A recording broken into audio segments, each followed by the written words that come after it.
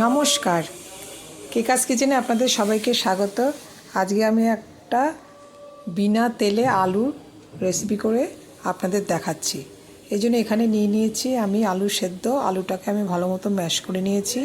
এর মধ্যে আমি নানা রকম মশলা দিয়েছি। তার মধ্যে ভাজা জিরে, ধনে, শুকনো লঙ্কা আর মৌরি একসাথে টেলে চাটুতে তারপর এটা গুঁড়ো করে নিয়েছি। হলুদের গুঁড়ো, লাল লঙ্কার গুঁড়ো আর কাশ্মীরি লঙ্কার গুঁড়ো নিয়েছি।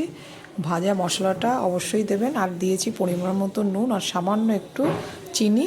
চিনিটা যদি আপনারা না দেন তাতেও কোনো সমস্যা নেই, সামান্য একটু চিনি দিলে এটার টেস্ট ভালো হবে। আর দিয়ে দিচ্ছি এর মধ্যে আমি ছাতুটা বেশি দেবো না, মাত্র 2 চামচ দিয়েছি, কারণ বেশি দিলে এটা ভালো হবে না। আর এখানে নিয়ে নিয়েছি একটা কুচনো পেঁয়াজটাকে আমি নুন, হলুদ আর লাল লঙ্কার গুঁড়ো দিয়ে একটু সর্ষের তেলে ভালো মতো সোনালি করে ভেজে নিয়েছি।